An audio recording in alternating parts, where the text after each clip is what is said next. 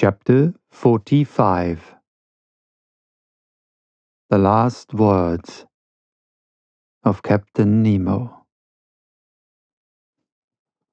The panels had closed on this dreadful vision, but light had not returned to the saloon.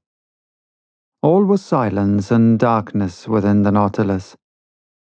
At wonderful speed, 100 feet beneath the water, it was leaving this desolate spot.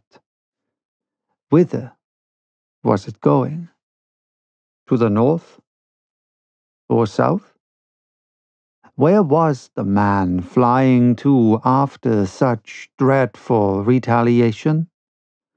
I had returned to my room where Ned and Conseil had remained silent enough. I felt an insurmountable horror for Captain Nemo. Whatever he had suffered at the hands of these men, he had no right to punish thus. He had made me, if not an accomplice, at least a witness of his vengeance. At 11, the electric light reappeared. I passed into the saloon. It was deserted. I consulted the different instruments. The Nautilus was flying northward at the rate of 25 miles an hour, now on the surface and now 30 feet below it. On taking the bearings by the chart, I saw that we were passing the mouth of the Manche, and that our course was hurrying us toward the northern seas at a frightful speed. That night we had crossed 200 leagues of the Atlantic. The shadows fell, and the sea was covered with darkness until the rising of the moon. I went to my room, but could not sleep. I was troubled with dreadful nightmares. The horrible scene of destruction was continually before my eyes. From that day, who could tell into what part of the North Atlantic basin the Nautilus would take us? Still with unaccountable speed, still in the midst of these northern fogs, would it touch at Spitzbergen, or on the shores of Nova Zembla? Should we explore those unknown seas, the White Sea, the Sea of Kara, the Gulf of Obi, the archipelago of Liarov, and the unknown coast of Asia? I could not say. I could no longer judge on the time that was passing. The clocks had been stopped on board. It seemed, as in polar countries, that night and day no longer followed their regular course. I felt myself being drawn into that strange region where the founded imagination of Edgar Poe roamed at will, like the fabulous Gordon Pym. At every moment I expected to see that veiled human figure of larger proportions than those of any inhabitant of the earth thrown across the cataract which defends the approach to the pole. I estimated, though perhaps I may be mistaken, I estimated this adventurous course of the Nautilus to have lasted 15 or 20 days. And I know not how much longer it might have lasted, had it not been for the catastrophe which ended this voyage. Of Captain Nemo I saw nothing whatever now, nor of his second. Not a man of the crew was visible for an instant. The Nautilus was almost incessantly under water. When we came to the surface to renew the air, the panels opened and shut mechanically. There were no more marks on the planisphere. I knew not where we were. And the Canadian, too, his strength and patience at an end, appeared no more. Conseil could not draw a word from him, and fearing that in a dreadful fit of madness he might kill himself, watched him with constant devotion. One morning, what date it was I could not say, I had fallen into a heavy sleep toward the early hours, a sleep both painful and unhealthy, when I suddenly awoke. Ned Land was leaning over me, saying in a low voice, "We're going to fly." I sat up. "When shall we go?" I asked. "Tomorrow night. All inspection on board the Nautilus seems to have ceased. All appear to be stupefied. You will be ready, sir?" "Yes." "Where are we?" "In sight of land. I took the reckoning this morning, in the fog 20 miles to the east." "What country is it?" "I do not know, but whatever it is, we will take refuge there." "Yes, Ned, yes. We will fly tonight, even if the sea should swallow us up." "The sea is bad, the wind violent, but 20 miles in that light boat of the Nautilus does not frighten me. Unknown to the crew, I have been able to procure food and some bottles of water." "I will follow you." "But," continued the Canadian, "if I'm surprised, I will defend myself. I will force them to kill me." "We will die together, friend Ned." I made up my mind to all. The Canadian left me. I reached the platform on which I could with difficulty support myself against the shock of the waves. The sky was threatening, but as land was in those thick brown shadows, we must fly. I returned to the saloon, fearing and yet hoping to see Captain Nemo, wishing and yet not wishing to see him. What could I have said to him? Could I hide the involuntary horror with which he inspired me? No, it was better that I should not meet him face to face, better to forget him. And yet, how long seemed that day, the last that I should pass in the Nautilus. I remained alone. Ned Land and Conseil avoided speaking for fear of betraying themselves. At 6 I dined, but I was not hungry. I forced myself to eat in spite of my disgust that I might not weaken myself. At 6:30, Ned Land came to my room, saying, "We shall not see each other again before our departure. At 10, the moon will not be risen. We will profit by the darkness. Come to the boat. Conseil and I will wait for you." The Canadian went out without giving me time to answer. Wishing to verify the course of the Nautilus, I went to the saloon. We were running northeast at frightful speed and more than 50 yards deep. I cast a last look on these wonders of nature, on the riches of art heaped up in this museum, upon the unrivaled collection destined to perish at the bottom of the sea with him who had formed it. I wish to fix an indelible impression of it in my mind. I remained an hour thus bathed in the light of that luminous ceiling, and passed in review those treasures shining under their glasses. Then I returned to my room. I dressed myself in strong sea clothing. I collected my notes, placing them carefully about me. My heart beat loudly. I could not check its pulsations. Certainly my trouble and agitation would have betrayed me to Captain Nemo's eyes.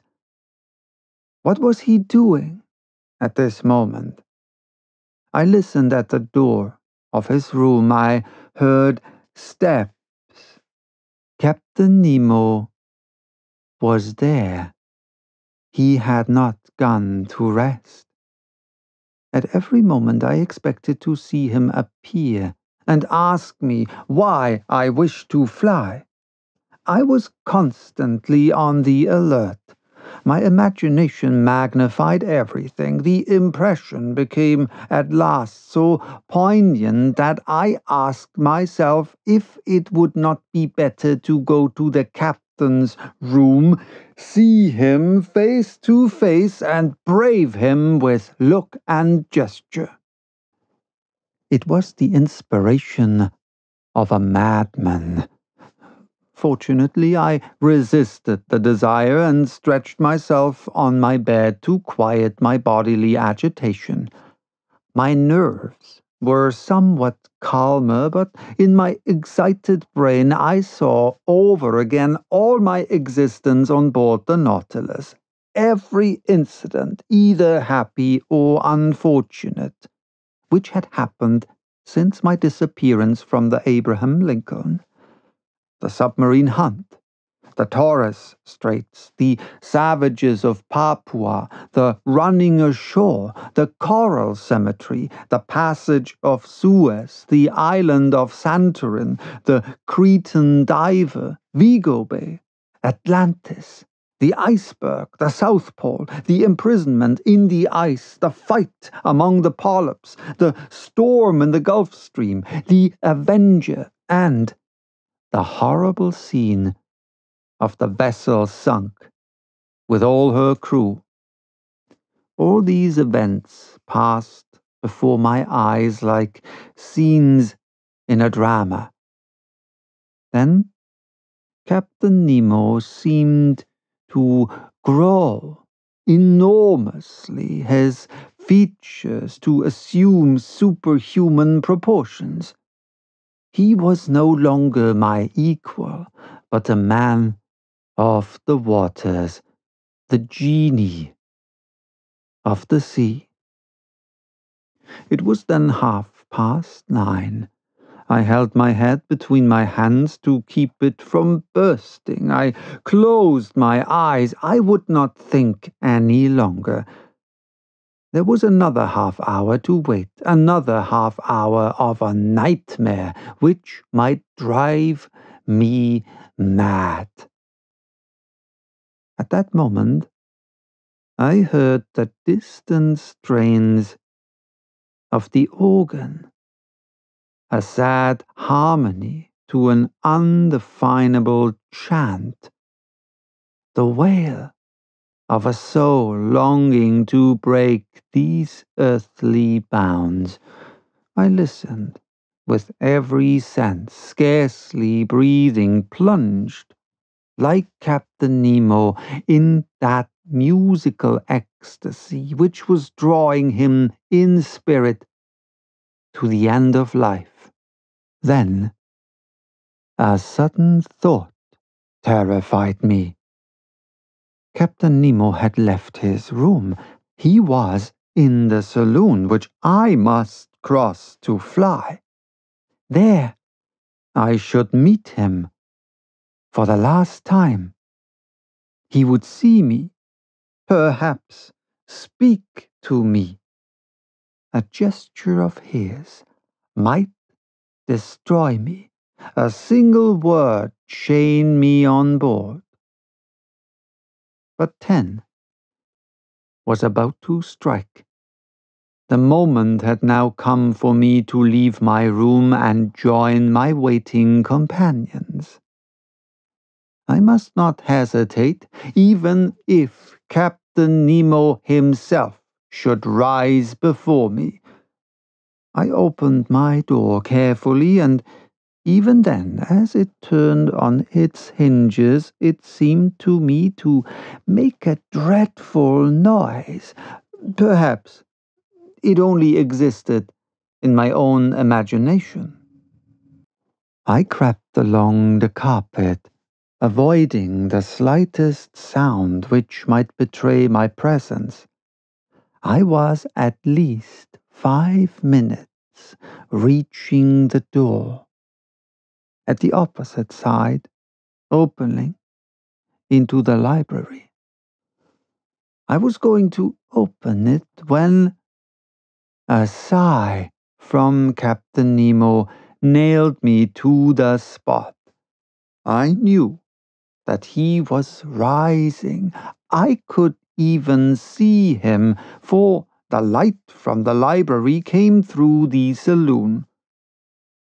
He came toward me silently, with his arms crossed, gliding like a spectre rather than walking.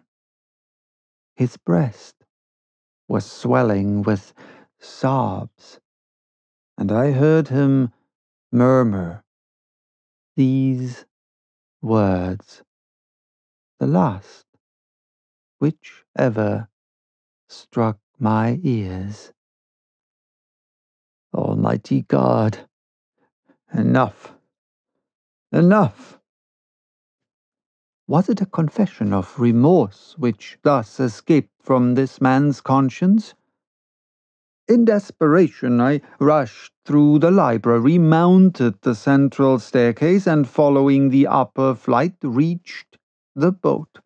I crept through the opening which had already admitted my two companions. "Let us go! Let us go!" I exclaimed. "Directly," replied the Canadian. The orifice in the plates of the Nautilus was first closed and fastened down by means of a false key with which Ned Land had provided himself.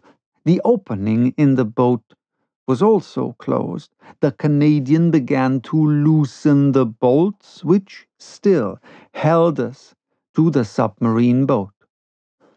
Suddenly, a noise within was heard. Voices were answering each other loudly. What was the matter? Had they discovered our flight? I felt Ned Land slipping a dagger into my hand. "Yes," I murmured. "We know how to die." The Canadian had stopped in his work, but one word, many times repeated, a dreadful word, revealed the cause of the agitation spreading on board the Nautilus. It was not we the crew were looking after. The maelstrom! The maelstrom! I exclaimed in horror. The maelstrom. Could a more dreadful word in a more dreadful situation have sounded in our ears? We were then upon the dangerous coast of Norway. Was the Nautilus being drawn into this gulf at the moment our boat was going to leave its sides? We knew that at the tide the pent-up waters between the islands of Faroe and Lofoten rush with irresistible violence, forming a whirlpool from which no vessel ever escapes. From every point of the horizon, enormous waves were meeting, forming a gulf justly called the navel of the ocean, whose power of attraction extends to a distance of 12 miles. There, not only vessels, but whales are sacrificed, as well as white bears from the northern regions. It is thither that the Nautilus, voluntarily or involuntarily, had been run by the captain. It was describing a spiral, the circumference of which was lessening by degrees, and the boat, which was still fastened to its side, was carried along with giddy speed. I felt that sickly giddiness which arises from long-continued whirling round. We were in dread. Our horror was at its height. Circulation had stopped. All nervous influence was annihilated, and we were covered with cold sweat, like a sweat of agony. And what noise around our frail bark! What roarings repeated by the echo miles away! What an uproar was that of the waters broken on the sharp rocks at the bottom, where the hardest bodies are crushed, and trees torn away, with all the fur rubbed off, according to the Norwegian phrase. What a situation to be in! We rocked frightfully. The Nautilus defended itself like a human being, its steel muscles cracked. Sometimes it seemed to stand upright, and we with it. "We must hold on," said Ned Land, "and look after the bolts. We may still be safe if we stick to the Nautilus." He had not finished the words when we heard a crashing noise. The bolts gave way, and the boat, torn from its groove, was hurled like a stone from a sling into the midst of the whirlpool. My head struck on a piece of iron, and with the violent shock, I lost all consciousness.